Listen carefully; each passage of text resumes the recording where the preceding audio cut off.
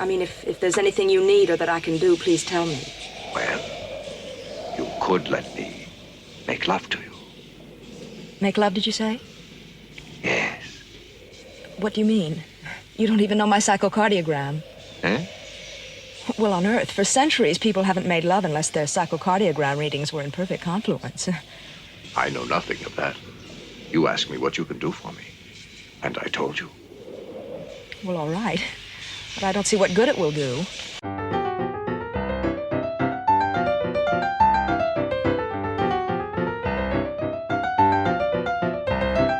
Hello and welcome to Comic Book Movie Oblivion, the podcast about feature films based on comic books and comic strips that people have stopped talking about. And we are recording today on the King's birthday holiday. And your hosts, myself, Jordan, and Kumar, we are both loyal subjects of His Majesty. Yes. I feel like there was some connection. There is a connection because I think it's very appropriate on this day, celebrating the King, that we do the film about the Queen of the Galaxy. Oh, yes. Okay. Barbarella. Yeah. It used to be Queen's birthday, right? Yeah, of course. This is the first King's birthday holiday. Yeah. Even my computer still says Queen's birthday, like the auto calendar or whatever. I think my brain still says Queen's birthday. Did we say we're talking about Barbarella? I did indeed say that. It was in there somewhere. Okay, pause the podcast. Well, what do you think? I say no. I don't think there's any spoilers. No. This thing's pretty light on plot.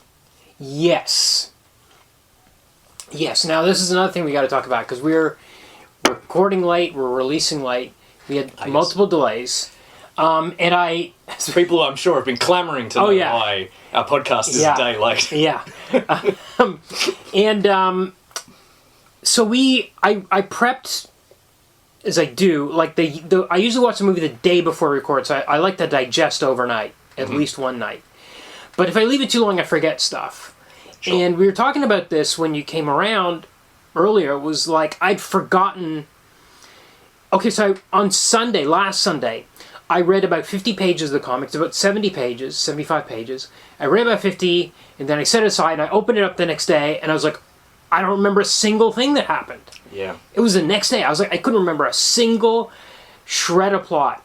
So I went back through it. I was like, okay, I kind of reminded myself. I flipped through it. Yeah. Okay, this happened, okay. And then I watched the movie. And as we're talking about, and we will talk about later, there's a scene where Barbarella gets attacked by these twins who then set these automaton vampire dolls on her. Yes. And it's very early on in the film, actually. It was really a scary scene. I was like, whoa, this was not in the comic. And then I went back to the comic for some reason, and it was in there. Yes. And I'd read it once and flipped through it a second time, and still had not retained that. And then, then I was looking for artwork yesterday for the podcast art, and I was like, I liked this image, but it wasn't in the comic. And then I went through comics, like, oh no, it is there. That came out of the comic. It's actually pretty close in terms of like events and stuff that happen. It is, yeah. But my memory was very shoddy about this, and I'm not sure if it's just that we left it too long, or if it's really not memorable. I would say, we might as well just get right into it. Yeah, sure. I'm inclined to agree with you. Okay. I found it hard to remember things that happened in the comic as well. Yeah. Because it doesn't really have a story, does it? Barbarella is just kind of wandering. It's very episodic. Yes, very episodic. So, and one thing that surprised me about both the book and the movie is I thought it was going to be about this sexy lady that goes from planet to planet solving these adventures. Actually, she's only on one planet for the whole 75 pages. She goes from different locations. Yep. But it's all on. She crash lands on this planet, and the rest of the book is on this one planet. At least the first volume that we're looking at here. It was pretty much the same in the movie. I don't think she changed planets. It's very much like one of the comics which inspired it, which is Flash Gordon. Right. So, of course, Flash Gordon, was on one planet, I think, Mongo. Yes, that's right. Yeah. But it was a planet of fantastically different environments. Yeah. Much like our planet, I guess it's like John Carter Mars, too, if you want to go back that, yeah. Sure, but this one, he was definitely inspired by Flash Gordon, presumably the artist, who's Jean-Claude Forest. I'm just going to say Forest. Could be Foray. Yeah. Well, I actually checked. It's Forest, but I'm not going to say that every time. Jean-Claude Forest. I'm just going to say Forest. So he presumably read them growing up. He's a big kind of science fiction fan. Okay. Worked in the 1950s illustrating science fiction paperbacks. Okay. And doing art for science fiction stories appearing in magazines. Okay. In France at the time. He did all the art for a famous short story called Chambleur. Have you ever heard of that one? Yeah. So there's art you can find online. This is actually making sense based on the stuff to me that was most striking in the comic was like she gets into this mode of transportation, which is a living bird, kind of giant creature, but it's actually been hollowed out. Yeah. And she's like grossed out, but she has to get into this hollowed out thing and fly around in it. And there's this guy who's got some sort of, they describe it as some kind of leprosy. I can't remember. I wrote down the word, but I can't find it right now. But he's got holes in him, and you can like see right through him. Yeah. So there were certain striking images like that. Absolutely, and that's what that and the promiscuousness of the heroine. Yes. Is, well, promiscuousness. We'll get back to that. Yeah. But that's what really kind of stands out about the book. Not so much anything that's really happening in it. She just kind of lurches from adventure to adventure, much like Flash Gordon did. Yeah. There was, he just stumbled from one situation to another and had to extricate himself from it, and then went on to the next one. It's pure space opera. Space opera, brilliant. Yeah. Something I read online, I think it was mentioned that much like Flash Gordon, he was bringing these elements of humour and almost Lewis Carroll-esque imaginative fare. Yes. Like talking cats, men with holes in them, birds that you ride around in. Right. Mole ships that tunnel under the earth. Yes. Things like that. Yes. Very fantastical things. Perforating leprosy is what it's called in this translation from Humanoids. Great translation. So it was serialized, so it's in 8 to 10 page chunks, I guess. I didn't actually count, but... that sounds about right. Started 8 pages every 3 months. Okay. Started in 1962 in something called V Magazine, ran until I think 78, 72, 78, I can't remember which one. The original run was this run, which I think only ran for a couple of years. Okay. And then was published in what the internet constantly calls graphic novel format. Okay. Let's not get into that. Okay. But the internet has a lot of strange things to say about this comic. One of which is that it's the first comic ever for grown-ups. Okay. Okay. Maybe that was part of its appeal when it was selling, because this was really, really popular in France. Okay. Enormously popular. When it was, once it had finished its run in V magazine, it was bound into a single omnibus volume. An album. Right. Yep. An album, and it sold 200,000 copies, which is mind-boggling, really. Wasn't, especially since it wasn't allowed to be publicly displayed. Oh, okay. Because it violated legislation of the time, laws of the time, against corruption of the youth. Okay. So much as was common in a lot of places in the Western world, there was post-war legislation or post-war social campaigns against comics as a medium of kind of like, as a subversive medium. So we've got an interesting push-pull here with Forest and the sexual liberation that's kind of happening, and it's hard to, looking at this now as a Canadian, it's hard to not look at it and say, oh, this is just French horniness.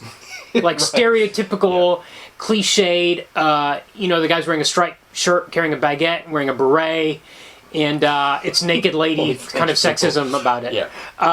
But no, it was not allowed at the time. Comics were heavily censored. Right. And the female form, this is from an interview with Forest himself, he said the female form was absolutely forbidden. Right. So what happened was he was doing art, I believe, for a science fiction paperback imprint called Le Rayon Fantastique. Okay. He was doing the covers for them, for these paperbacks of, like A. Van Vogt novels or whatever that was being published in the late 50s, early 60s.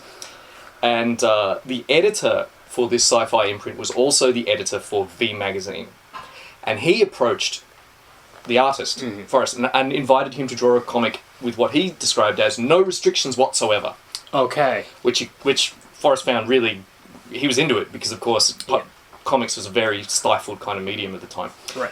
The editor apparently wanted a female Tarzan. Okay. And do you know what the female Tarzan's name was? What? Tarzella. Right. Okay. But he wasn't interested in doing that, so he came up with Barbarella. Interestingly, we've already got that. We've got Sheena, Queen of the Jungle, which might have been maybe earlier than this. I'm not sure, but we'll find out when we do the Sheena episode. Brilliant. So, yeah, he was...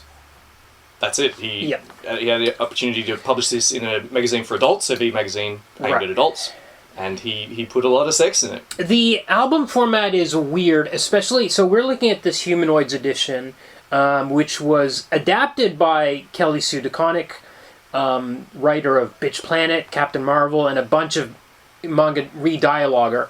It doesn't list who the translator is in this edition that I could see. It's only got her name on it. But it's weird because they've stripped out all the... which they often do when you've got a thing that's serialized in 8-page chunks. They've stripped out the titles and the credits that would have appeared at the start of each chapter that says Barbarella with the big logo, and then it says by Jean-Claude Forest or whatever. Which to me, you're trying to make it look like it's all one flowing thing, but there's really obvious seams in it. So my feeling is always just leave the titles in so we get a sense of what the rhythm is. The original rhythm is... I'm inclined to agree because it creates this false notion that there's a narrative, and then our and that the narrative is flawed. Our attempts to come to grips with the narrative just evaporate. Yes. Because there isn't one. Yeah. It's just her having episodic adventures. Yes, exactly. So my feeling is it's better... Anyway. I'm inclined to agree. Then I will be more inclined to remember those discrete episodes. Yes. Like the time she tangled with the hunter with his 20-antlered artificial deer. Yes. and so on. Yeah. And then slept with it. Yeah. And him. So the other, I would say, besides the space opera genre, the other genre here is the naked heroine genre. So I'm thinking of, there was a strip by Wally Wood called Sally Forth, which was apparently done for the military, which is where Sally Forth was just naked the whole time. Yep. And there was a British strip called Jane, and she was half-dressed or sometimes naked all the time. Apparently that Jane was also for the troops. For the troops. Like Tijuana Bibles? I don't think Tijuana Bibles for the troops. I think they were just for horny dudes that could get them under the counter somewhere. Yeah. I think they were just illegally acquired. I don't think they could hide behind that shield. Brenda Starr had those for the troops where she got stripped every New Year's. Yes. Yes. She's pretty sensual, Brenda Starr. Yeah. Even in those early ones. Yeah. But but you see this label being tossed around on the internet, the first comic strip for adults. Obviously, that's not the case. No. But perhaps the first to ever sell 200,000 copies. Yeah. Another one I'm thinking of is Phoebe Zeitgeist, which is a parody of the whole genre, of the naked heroine genre. Okay. That was by Michael O'Donoghue, who was famously at National Lampoon, and I think he worked on SNL for a while. Barbarella isn't naked all the time, is she? No. Just a lot of the time. But I think usually once per episode, she will get stripped, or strip herself. She almost always strips herself.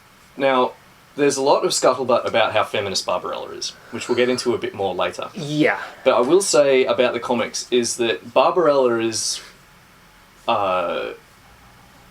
She's usually she consents to the sexual encounters, or she initiates them. Yes, almost always, and she's also very undiscriminating in her choice of partners. I would say that sometimes she is stripped, and it's almost not sexual when that happens. She gets stripped for delousing at one point, or space delousing. Oh yeah, but then she was like, they're like, we need to delouse you or protect you from the lice, so she's stripped in a panel, obviously for the male gaze, but she's like. They're like, you need to protect your skin. And she's like, yeah, well, with skin like mine, of course I want to protect it. But there's never, she's never sexually assaulted. Like, her clothes tear off because she runs by some thorns. I would say only the excessive machine, aka the exsexive machine in some translations in the movie. Brilliant. Is like a movie where is a device where she's put in, and it's supposed to kill her with sexual pleasure, and she short circuits the machine because she's enjoying it too much. Yeah, her capacity for sexual pleasure is too great for the machine to destroy her with. It's almost wholesome at times. I'd say the movie is very wholesome. Oh, yeah, of course. More so than the comic. Even well, sure. Because in the comic, she's like, "Oh, my skin is glorious. Of course, I want to protect it. Delouse me." Yeah. In the movie, she's not like that about herself. Yeah, I've written she is either the pursuer or she consents. Yeah. And I read a blog about a film studies professor in America who shows it routinely as Barbarella the film as a kind of like feminist character, or as a character in the history of feminism. Writing that she has control of her body and of her pleasure, which is presumably why the machine can't destroy her. It said she always triumphs over her subjugators and tormentors because she is open and innocent and clever. She defeats everyone who seeks to control her, confronting the sadism of her captors with goodwill and negotiating her own terms for physical pleasure. Yes. So she's neither a vamp. She's not a vamp because she doesn't seduce people or use sex to get her way. It's something that happens at the end of an encounter. My favorite is when she catches the robot taxi. Yes. And then she sleeps with the robot. And then you turn the page and you see this post-coital scene of her in bed with like the bedroom droopy eyes under the sheets, naked, and that she's obviously had sex with this robot. Had sex with it's the really robot hilarious. It was my favorite moment. And he says that he says, "I'm sorry, my technique's a little mechanical." Yeah. But yes, she's not discriminating. She'd be what perhaps these days described pansexual, I suppose, because she has female partners, male partners, and robot partners. Yes. Yeah, and that angel thing, which is... Oh, of course, and angel partners. Rygar. Yeah. He's called Rygar in the movie? Pygar, yeah. I think all the names are the same as far as I can What tell. about Professor Ping? Was he called Professor Ping? He was Professor Ping in the movie, and played by Marcel Marceau. Yes. I just couldn't remember if he was in the comic as Yes, but he was Professor completely Ping. different, like a long white beard. Right. Okay, so... Anything else about the comic? The air sharks. That was really cool. There were bits I loved, like those air sharks, and... There's a lot of fantastic imagery, or fantastic concepts. Like, a maze, there's this maze that you can't escape from, because... The roof, it's open to the elements, but the roof of the maze is patrolled by sharks, and as soon as you climb above the wall, the sharks pounce on you. Yeah. And they exist in, between atmospheric pressures, right? Yes. The pressure at sea level or ground level, and the pressure slightly above that, and they swim around in the kind of fluid space in between those two, which happens to coincide with the top of the maze. So as soon as you try and pull yourself up, so the maze leads to this evil city. Yes. Sogo, which is... well, you know why I pronounced it Sogo? Why is that? Because it's a combination of Sodom and Gomorrah. Oh, of course. But we'll stick with Sogo, I think. Sogo, okay.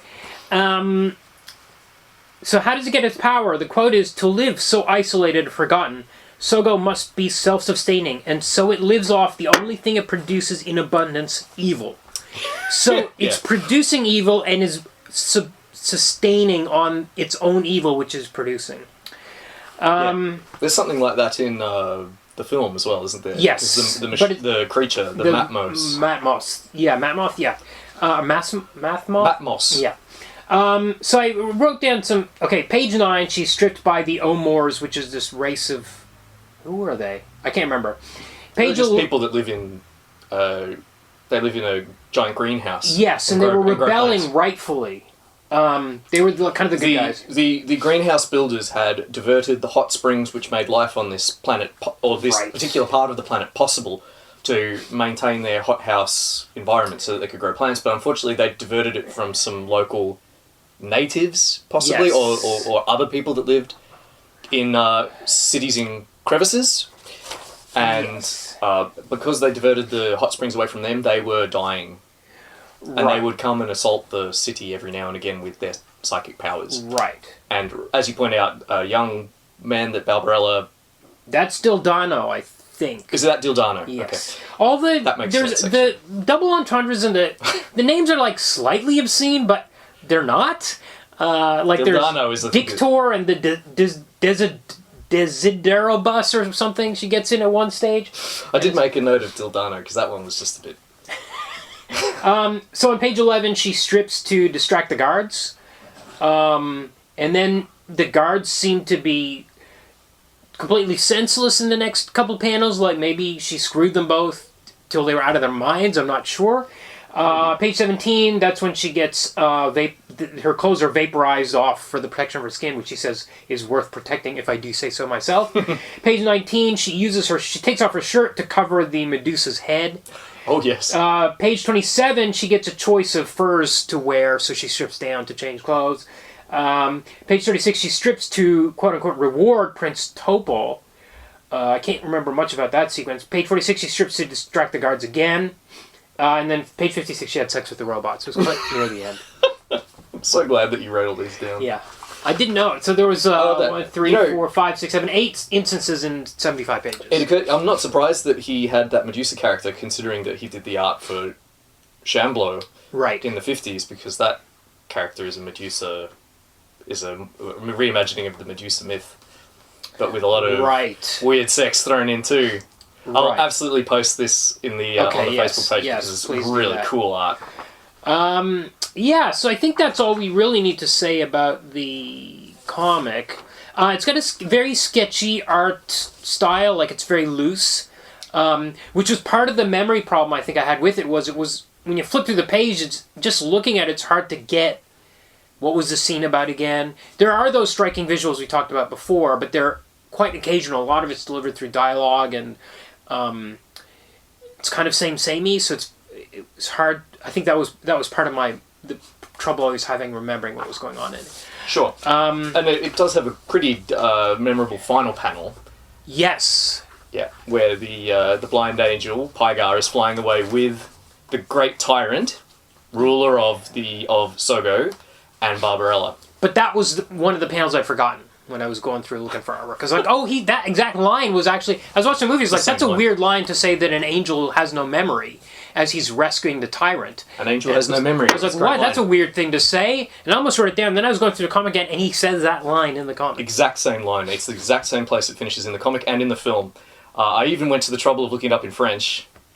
And it's exactly the same in French. So... An angel est sans mémoire. An angel is without memory. Right. You would translate that into English as...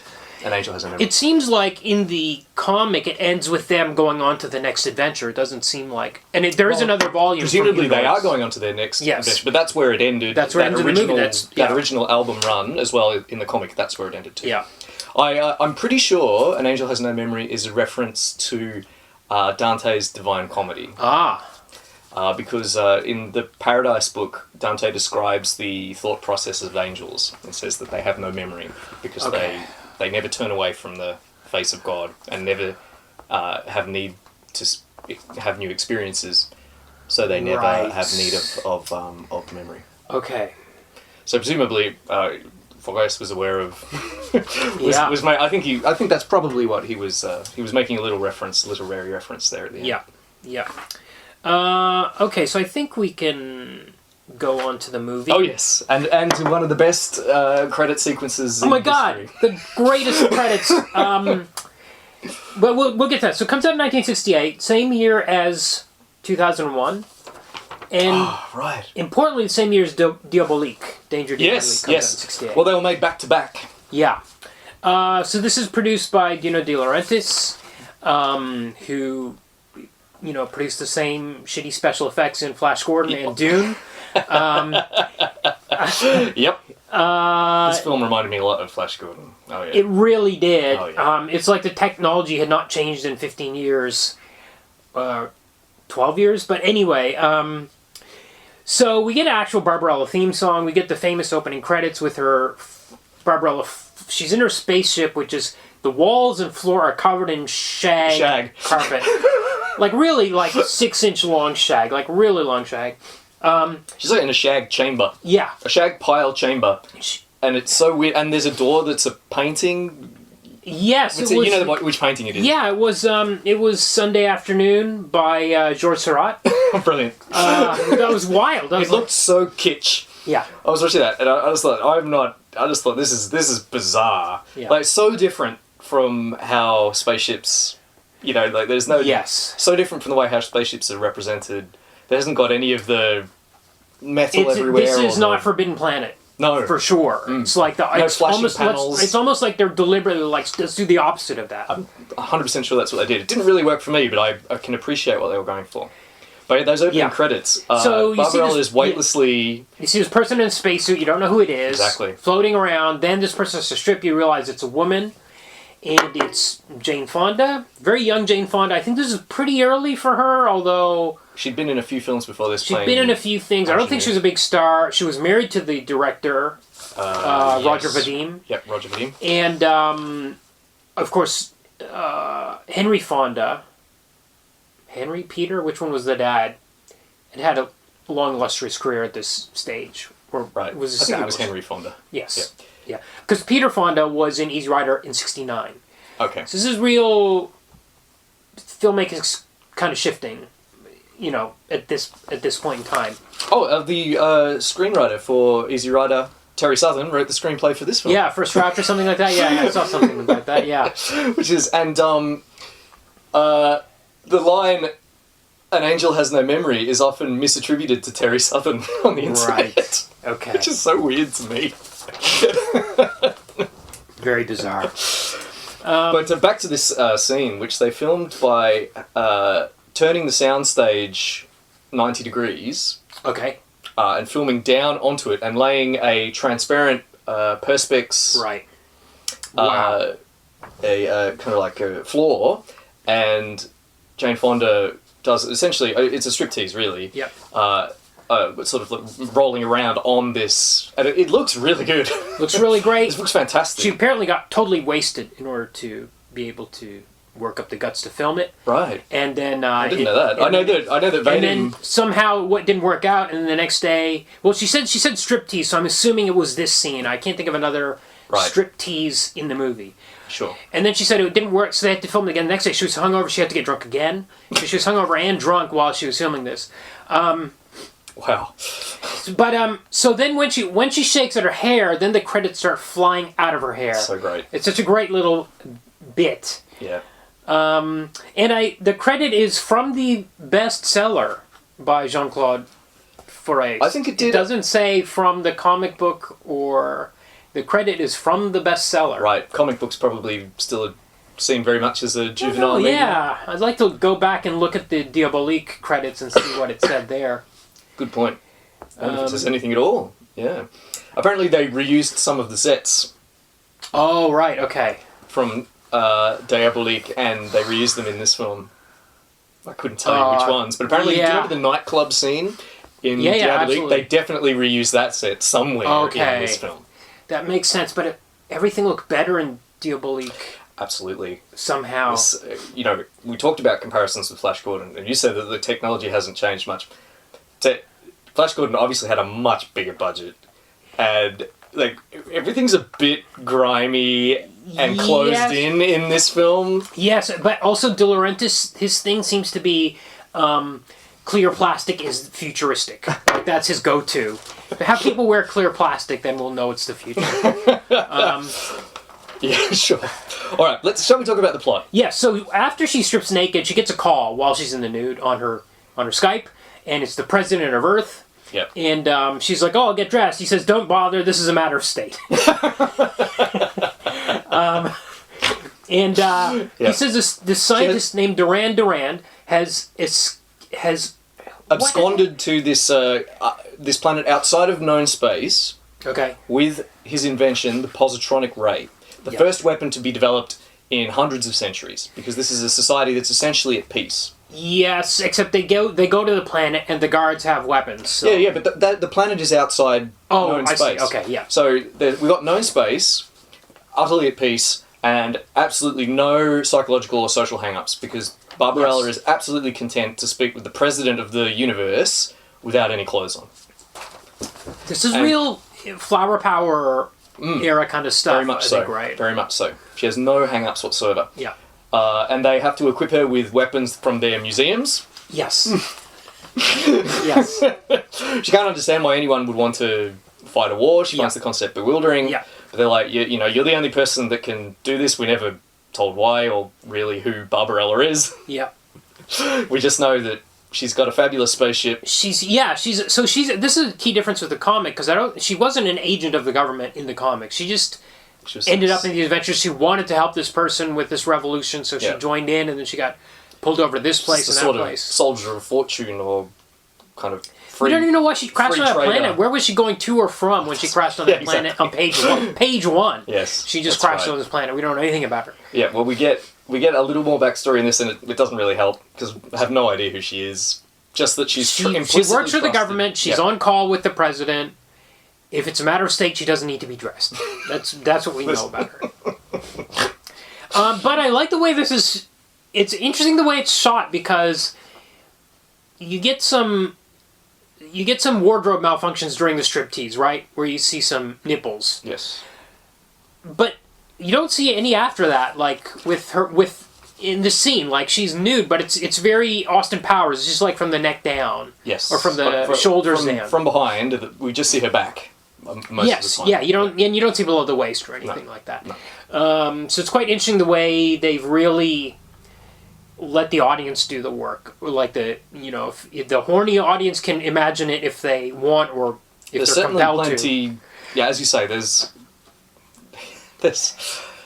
certainly a lot of flesh on display. She's a very beautiful woman, Jane Fonda. Yeah, and actually her performance in this is really good. I think I think it's one of the best things about it because especially whenever she has to taste something.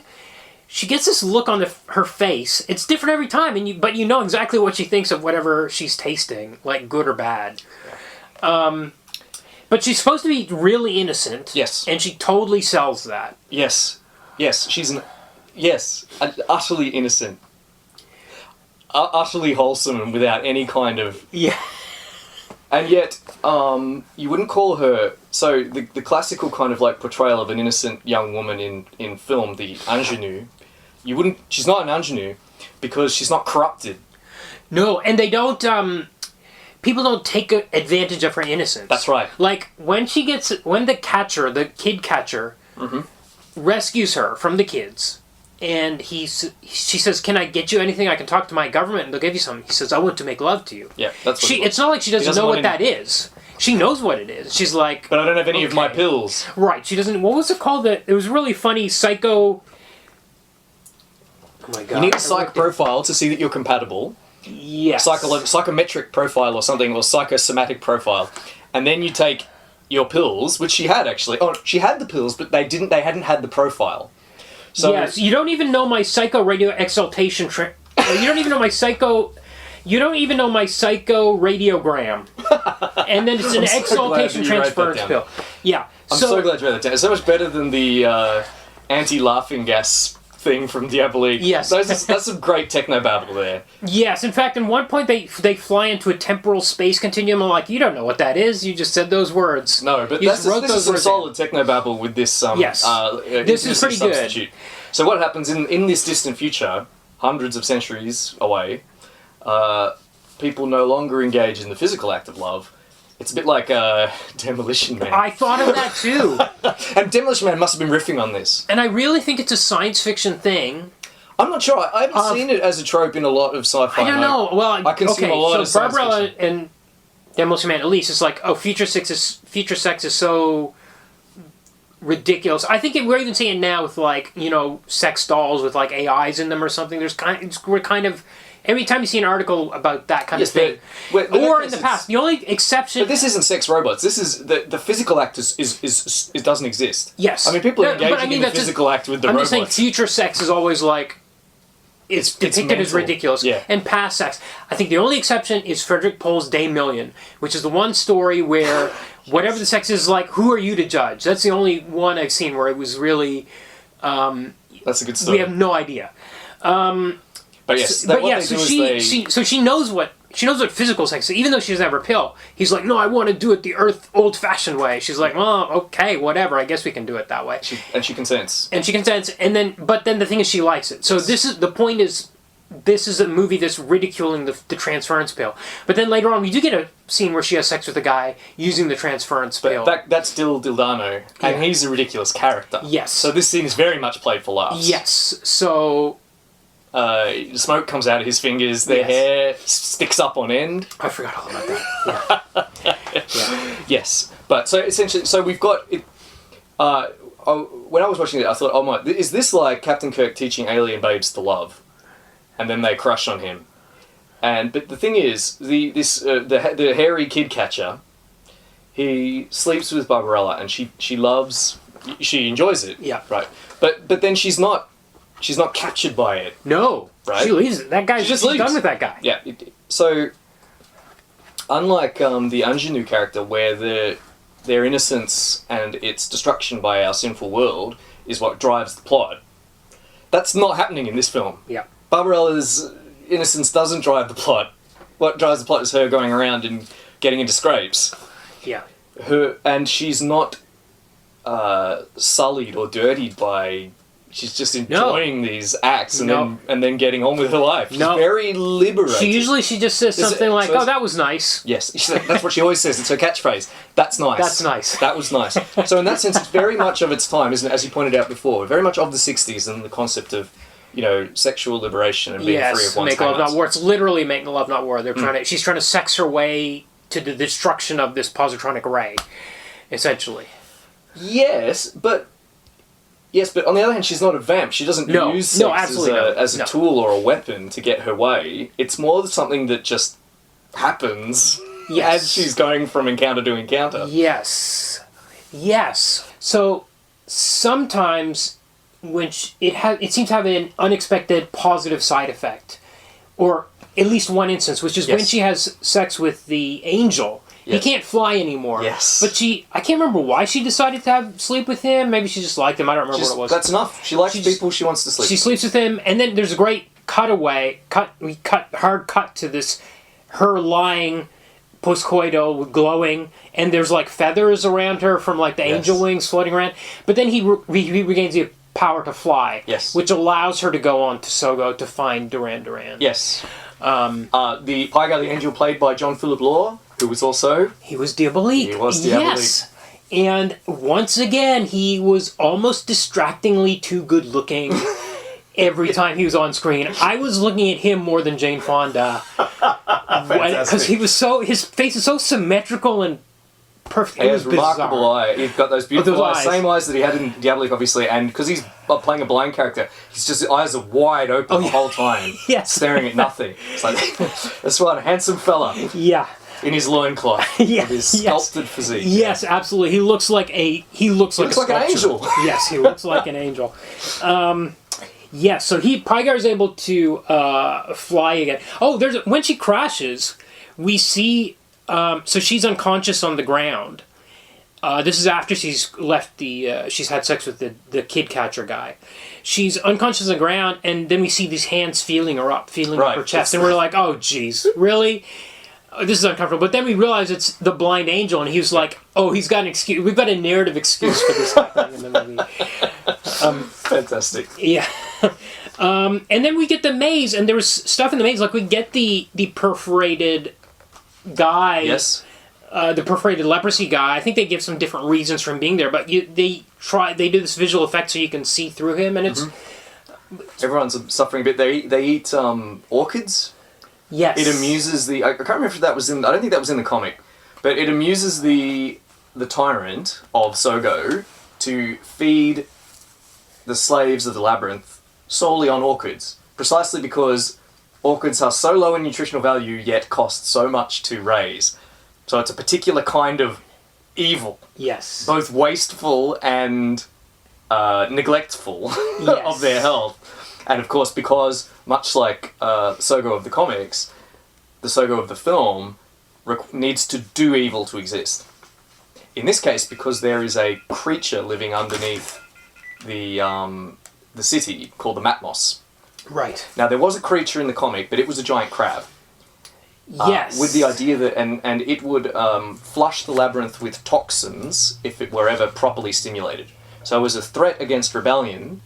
The Queen of the comics kept a squadron of guards around it who, with sort of like cattle prods, space cattle prods, which would stimulate the crab and release the toxin into the labyrinth at any moment.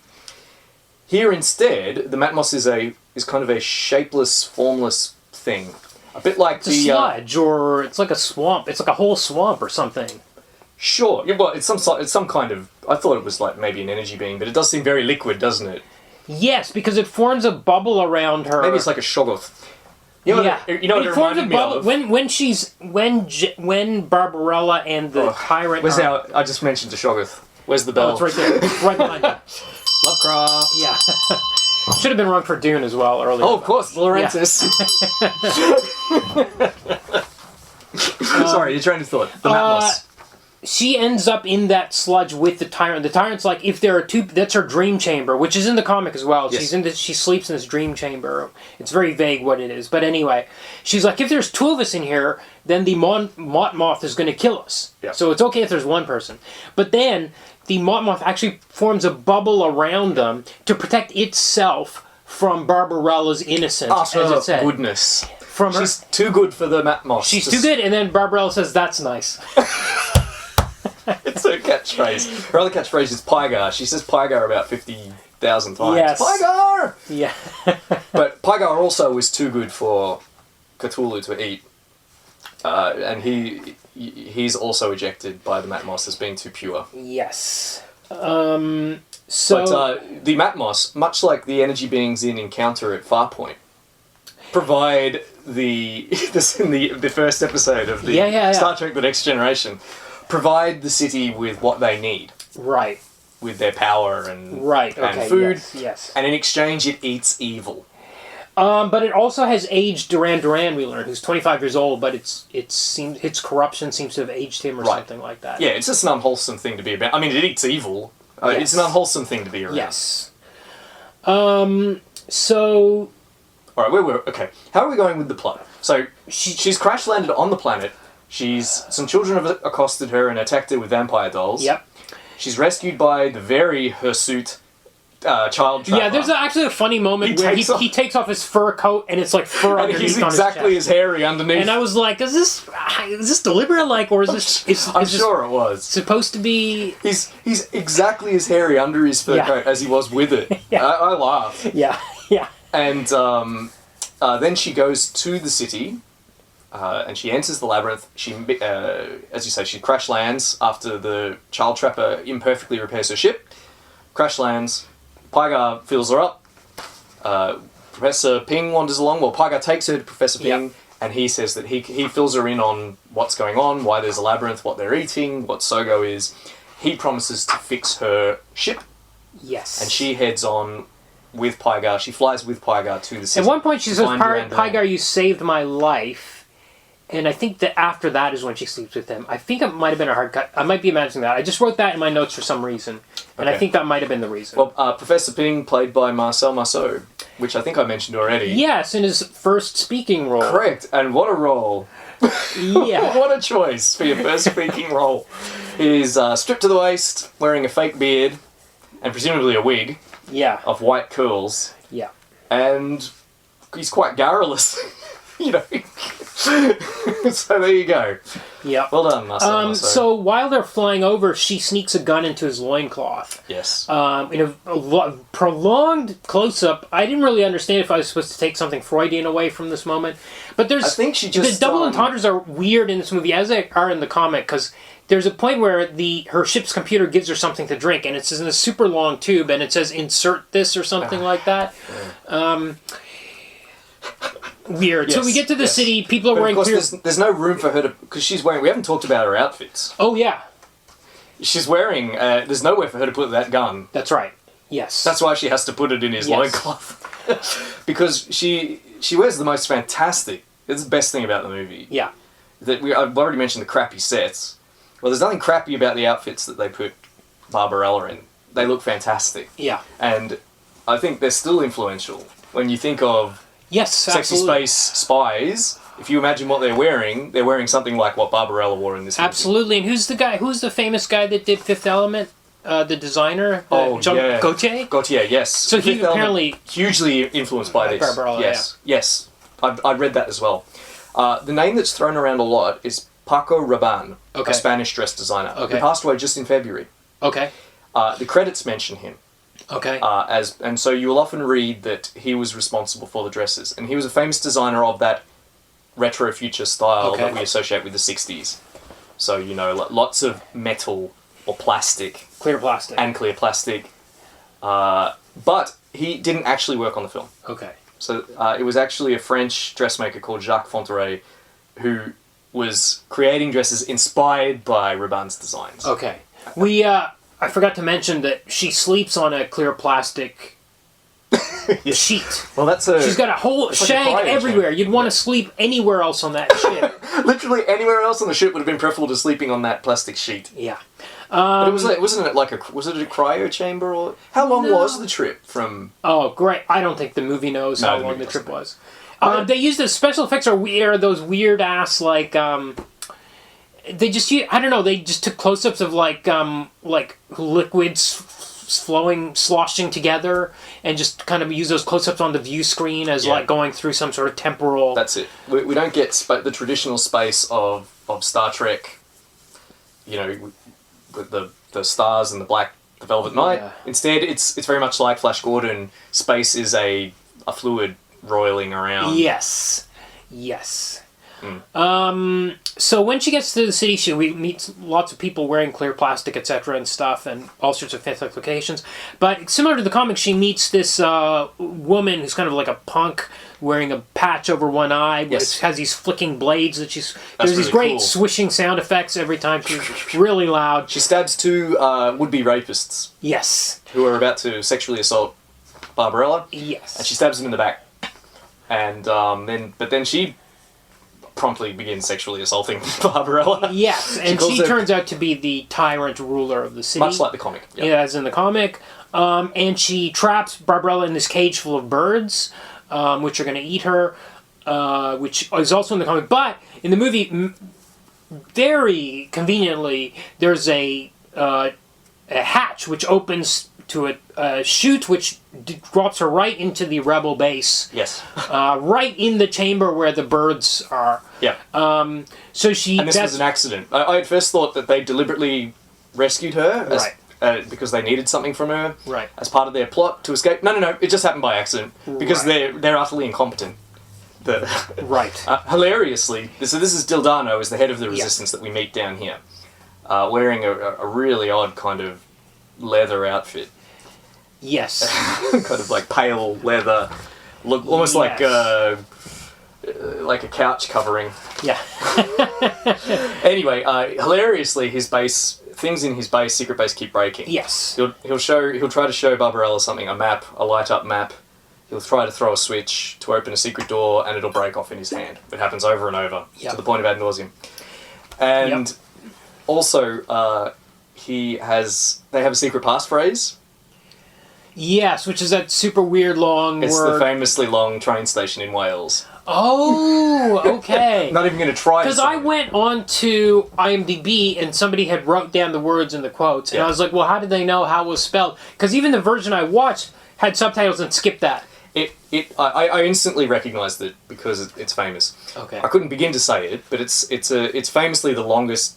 Okay. Like trains, it's a gimmick. It's a tourist gimmick. The Welsh came up with it. So super long name for their town, so that they could have a super long name for their train station, and that it would be a tourist attraction. But yes, I guess it's kind of funny.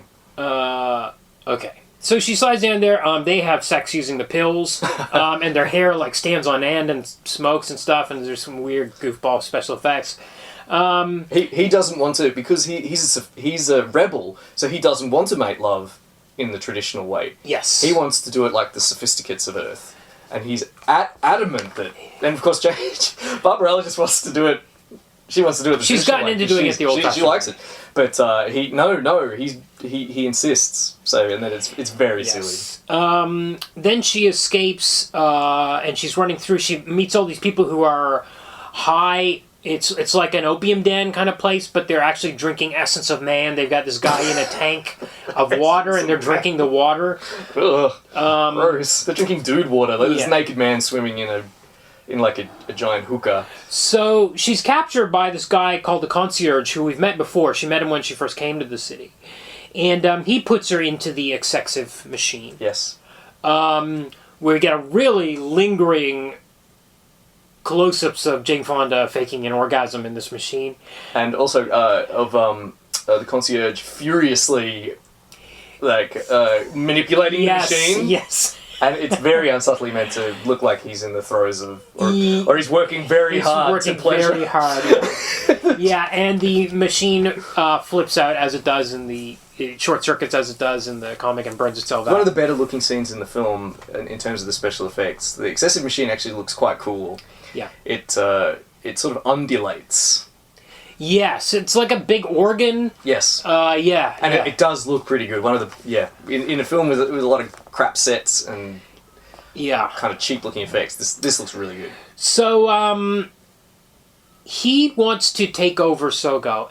So she discovers he's Duran Duran, the concierge. When her bracelet goes off. Yes, she's got a detector bracelet that's supposed to detect him when he's nearby. Yes. So she figures it out. And so he takes her to the Queen's Chamber of Dreams and tosses her in there with her and traps her in there where the Moth is, and then they get... And he... Now, I was rereading the Wikipedia plot summary, and it says, like, he takes over the city. Yes. The rebels attack. The Moth flies up with the bubble around Barbarella and the Tyrant Queen. And then they're rescued by the Angel. Pygar. As in the comic, he carries them both away. An Angel But has what no happened memory. to the city? Did They all died. The Matmos killed them all. Oh, right. And he killed that's some right, of them. because she released the Matmoth. The Queen released the Matmoth just out of spite. Like, Exactly. Because Duran Duran wants to rule the universe with his positronic ray. Right. But he, in order to do that, he needs to take over the city first, so that he'll have that base from which to launch his, Right. war against the rest of the universe. Yep. And that's what occurs at the end, because Barbarella brings him the key to the Dream Chamber, which is the only place where the Queen is vulnerable. Much as in the comic, she retreats there of a night because she's lost the capacity for normal sleep. For whatever reason. I think in the comic it was implied because she was guilty. She felt guilty. In the film, whatever. She's just evil, can't sleep. Right. So it's an invisible key. The secret key that he hangs around her secret neck. Right. The miming is pretty bad for this invisible key stuff. Like, we're supposed to believe they're holding these invisible keys and they're kind of fiddling around. Yep. Marcel Marceau is in this movie and he didn't give him any tips. Yeah, I know. Let him do them. Yeah, exactly. He was get Marcel Marceau to do your mime for you. He could have been doing the. No, he wanted to have lots and lots of silly dialogue instead. Yeah. So he puts Barbarella in the Dream Chamber and takes both keys. Yes. So now they can't escape. They're trapped in there. Yeah. Then he can take over the city. Right. Which he does. And at that moment, the rebellion is launched because the rebels were waiting for Barbarella to get into the Dream Chamber and stop the Queen thereby. Right. Which has happened inadvertently, thanks to Duran Duran trapping them both in Right. there. So they're launching their rebellion. The Duran Duran is shooting the rebels with his positronic ray, Okay. which is kind of like a big ray gun. Looks okay. Yes. I can't even remember what it looks like. It's sort of got... I'm having vague... See, I'm trying to picture all these scenes and all I'm seeing is Flash Gordon scenes. Because they were so similar. I remember they were flying around and like... Yeah. Yeah. Sure. And the Queen releases the Matmos, and Duran Duran had mistakenly thought that being the new ruler of the city would automatically make him the ruler of the Matmos, but that was not the case. Right, okay. And he tries to command the Matmos, it doesn't obey, it kills him, and kills everybody else in the city. And the only people that escape are the Tyrant herself, Barbarella, and Pygar, because Pygar rescues both Barbarella and the Tyrant. And Barbarella's, the last lines of the film, Barbarella says, "Why did you rescue her for? She did all this. Yep. She did so many cruel things. She was responsible for all this." And Pygar says, "An angel has no memory." Yeah. Okay, are we... Is there... Not much else to say. I No. mean, I can talk a bit more about some trivia. So this film wasn't a great success. Considered a flop. Okay. I think it made back its budget. Well, this is a good... That's a good bit of trivia because people are still talking about this Yes. movie, and Yes. I'm wondering, why are we still talking about this movie? Well, because it's become a cult classic. Yeah, That's it. I mean, this is a cult film. yeah. Everybody knows about it. Yes. And it's influential visually as well. Yes. As a film that's influenced, so using the aesthetics of these Flash Gordon comics, the kind of ray gun gothic it's sometimes described as, This is, I think, probably the first post-war film to have these kinds of scenes, these kinds of sets, and especially in terms of costumes. As I said, we still think of, if you see a character dressed up in a female spy, you're going to think of someone who's dressed like I actually think there are two posters for the movie that are more iconic than the movie. I think maybe people, if you say Barbarella, they think of the two posters. Well, I've never seen it, but I know the poster. Yeah, right, yeah. But yes, cast a long shadow culturally, we could say, but not a success at the time. Although attempts to make sequels happened almost straight away. Well, there's a remake. Well, not remake. There's another version coming. Yes, well, supposedly. Apparently sequels were planned as early as 1968. Okay. There was going to be one set under the sea, and it was going to be called Barbarella Goes Down. Right. Oh, Jesus. Carry on Barbarella, I think is what... Well, it goes to show that, like, this film, to talk about its cultural impact, for a lot of people, Barbarella is a interesting character. Yeah. Like, a character that's iconic. Yeah. A character that's almost feminine, a bit feminist in terms of her approach. I mean, there are problems. She's problematic in some ways. She has very little agency in the film. She's being bundled from one situation to another all the time. And she's always being rescued. She seldomly gets out of things on her own accord. But on the other hand, as we've discussed exhaustively, she has a pretty liberated approach to female sexuality, which people have remembered. Yes, for sure. Yeah, absolutely, people have remembered it. And it's interesting because that, and I'm not sure that the people making the film, like, listen to that name of that sequel. De Laurentiis is trying to make a sequel called Barbarella Goes Down. So it's not actually going to be some sex romp. They didn't really get what they were making. Yeah, right. You know, they wanted to make kind of like some fluff. Yeah. Where Jane Fonda was going to do a sexy striptease. Yeah. And it's almost accidentally, it's ended up capturing the 60s in this way, and is still interesting to see and talk about. But, so, De Laurentiis apparently kept trying to make sequels right up to the 90s. Apparently before this version, they were trying to make a version with Brigitte Bardot. Oh, well, apparently yes. the character was based on Brigitte Bardot. Yeah, yes. They tried to cast her in this. Also Raquel Welch. So Jane Fonda, maybe... So I'm not 100% certain, but there's some talk that, as you say, they were trying to make the film with other actors first. But both Brigitte Bardot and Raquel Welch were not interested. I think Raquel Welch may be recently pregnant, wasn't interested in it, and Brigitte Bardot just looked at it and said, "What's this crap? I'm not doing that." Right, okay. But yes, speaking of sequels, as I said, De Laurentiis never gave up. Apparently was trying to get it made in the 90s with Jane Fonda's daughter, which is pretty unsavoury. But we got pretty close in the... Brigitte Fonda? No, Jane Fonda's daughter. I'm not sure. Brigitte Fonda? Oh, is it? I'm not sure. But that's just weird. Yeah. Weird. Anyway, apparently we got pretty close in around 2007. Okay. So it was greenlit. Okay. Right? And we have sets produced and things. Wow. Yes. Robert Rodriguez was going to direct it. Whoa. Coming off the success of Sin City. Whoa. Yeah. And Rose McGowan was going to play Barbarella. Okay. So this was all lined up. Universal was going to produce it, Universal Pictures. Okay. And De Laurentiis, of course, because he's still knocking around, is signed on somewhere as a producer. Okay. Probably just to keep him out of mischief. Okay. But the proposed budget, when it got to $80 million... Oh, Jesus. Okay. Universal pulled out. Wow. And the film kind of fell apart.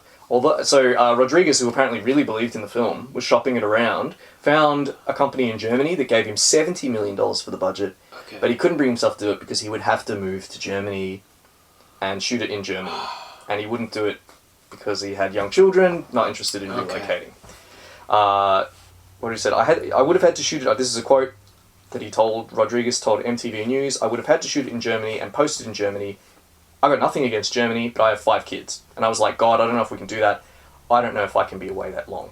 Yeah. So Rodriguez reluctantly said no and moved on to other projects. It was a real bummer, he admitted. We had all this artwork and screen tests of what it would look like. Wow. It was really cool. R-rated, sexy, almost like that 1981 animated movie, Heavy Metal. Huh. Like a heavy metal version of a Star Wars movie. And now this is something that no one is ever going to get to see. It's a shame because it was going to be really great. He's gone on to say that he hopes that they could release the artwork one day, and maybe some crypto bros could spend $10 million on it. Yeah.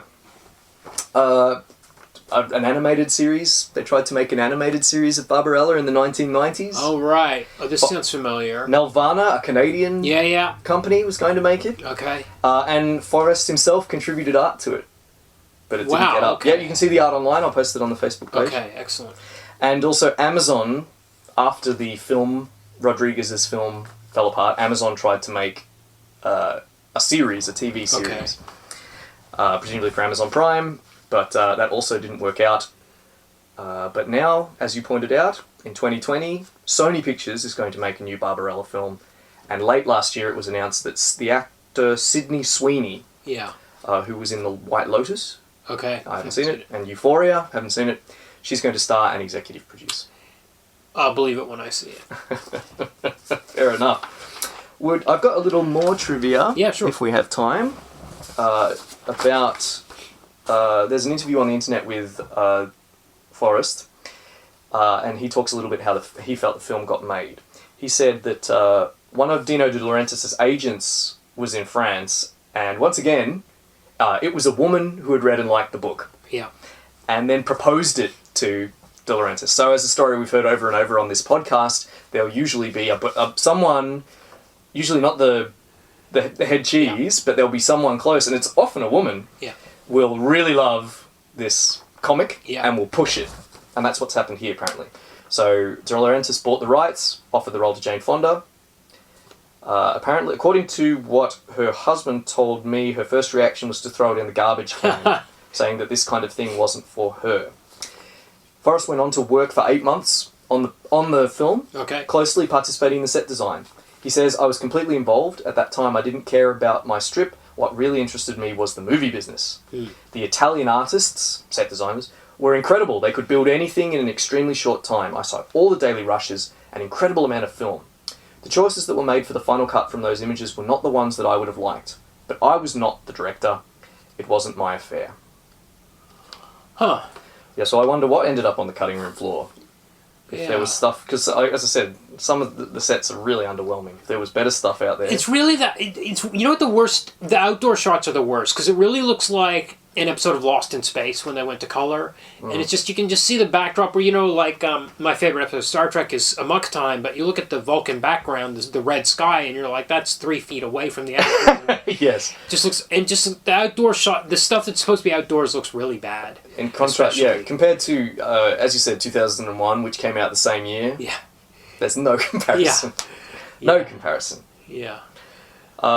Forrest talked a little bit about how his attitude to the film changed over the years. Okay. He said, when the film came out, I felt it was still interesting, but later I couldn't stand it. Right. I thought it looked flat.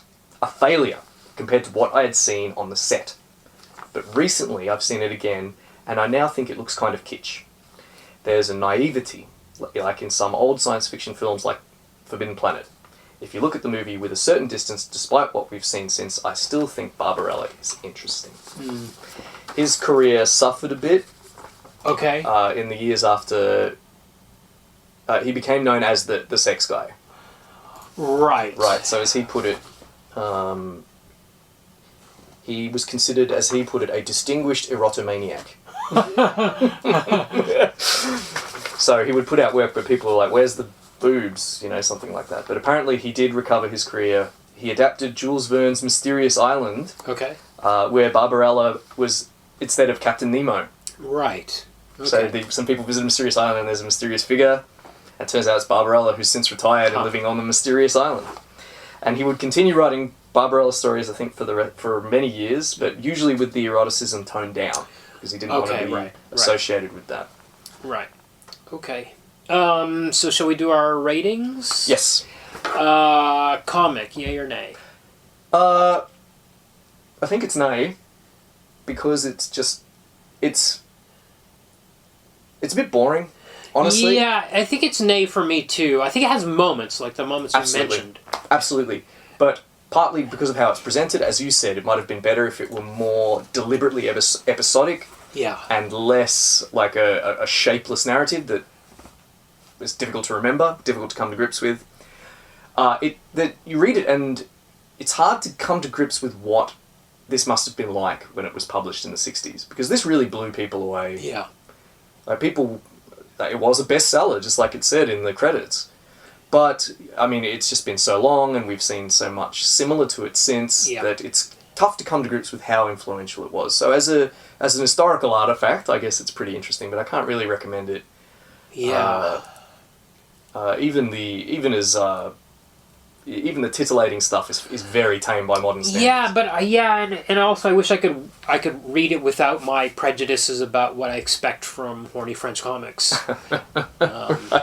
This was the original horny French comic. Yes, that's the thing. It was the original, and I don't have the context. I only have all the. And she is an interesting character because there aren't many characters like her. I do think she's interesting. Very interesting in her approach to, that whole sexy French angle. Yeah.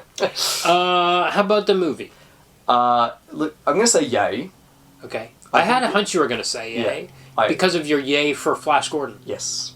So this reminded me, as we've established, I like camp. Yeah. This has all the classic camp elements. Yeah. Not least aiming for something and not quite getting there. Yes. Which is part of the appeal. Yes. Jane Fonda's performance is really fun. Yeah. There's some funny really moments. Good. She looks fantastic. The outfits are incredible. And she puts on a new outfit virtually every scene because her costume's always getting destroyed for one reason or another. Yeah. The striptease sequence is worth the price of...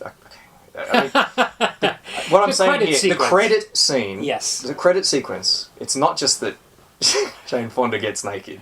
It's really cleverly done. Yeah. And really well shot. And it's very clever in that she's in a shapeless spacesuit at the start. Yeah. You literally don't know who this is. Yeah. It's a completely sexless figure in a lumpy spacesuit.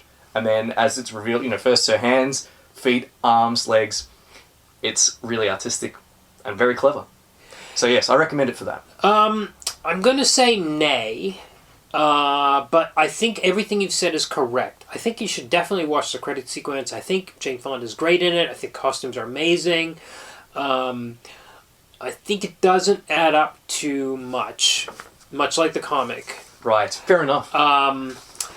But at the same time, I dread what anybody else is going to do with a remake of it. I think this movie is accidentally good. Like, I think the things that are good about it were not planned. I don't think they were playing, I agree. This character is choosing to enjoy all these moments. I agree.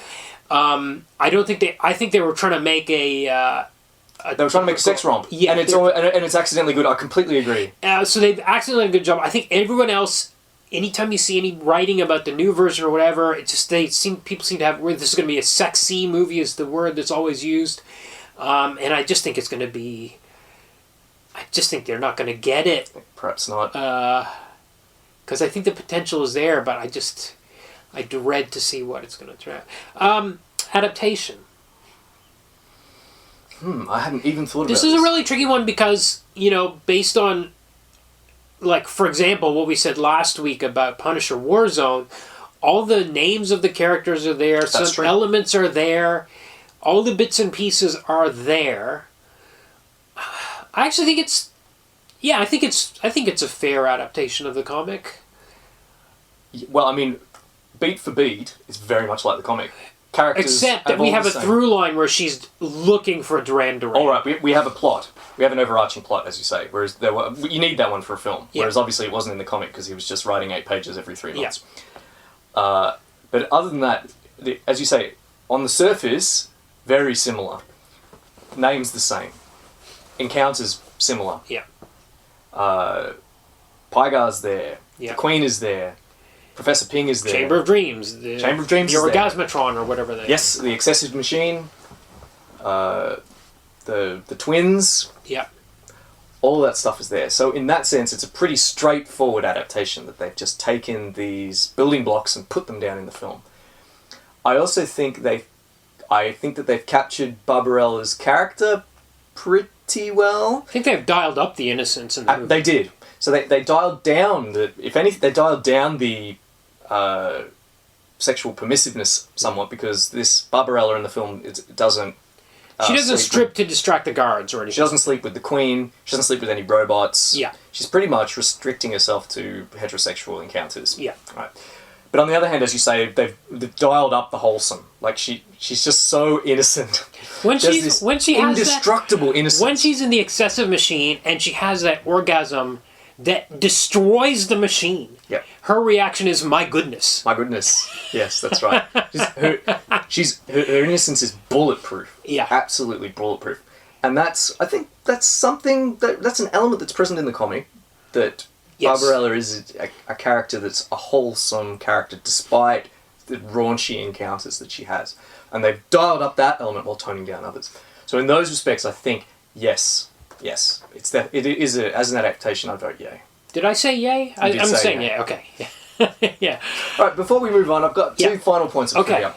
It's unforgivable that we haven't mentioned the band Duran Duran, Oh, okay. which is named after the scientist Duran. Yes, and then they wrote a song called Electric Barbarella in the 90s, which they got in trouble for because it was the guys in a hotel room controlling a robot woman or something. I haven't heard anything about that, but everyone's heard of Duran Duran. They stopped showing it on Much Music in Canada because... And the thought it actor was who too played Duran sexist. Duran in Barbarella showed up in Duran Duran's film Oh. as Duran Duran, coming to Earth to accost them for stealing his He's an name. Irish actor, I think. Yeah, okay. The only other thing is about John Phillip Law. It would be a shame to finish up Yeah. the podcast without mentioning John Phillip Law. Another reason to watch this film, because he's a gorgeous man. Yeah. He is a comics fan, or was, because he's passed away. He was a comics fan. He read the comics to prepare for the role, and to prepare for the role, he also read DC's Hawkman. Whoa! What an interesting dude. Yeah, valet. That is a great comics connection. All right, next week. So we've got a major comic book movie release coming out this week. Yes. We're not going to be talking about that. We're going to be talking about the other minor comic book release coming out, which is Extraction 2 is coming out on Netflix. So we're going to talk about Extraction 1. I don't remember if that was a theatrical release for Netflix only. I don't know if we It's a discussed... pandemic movie, Extraction 1? Great question. I don't remember if we... It's only a few years old. It's like 2 or 3 years old. Right. So, very possibly. We'll talk. I have seen it, but we'll talk about the circumstances of my watching it because they're a bit weird. Next week, and it's based on this comic called Ciudad, or it's Ciudad, or it's Ciudad from Oni Press. Correct pronunciation forthcoming next week. Yes, maybe. Yeah, and it stars Thor. So and it's directed by the Russo brothers, or at least one of the Russos. Yeah. So Great. we'll talk about all that stuff next week.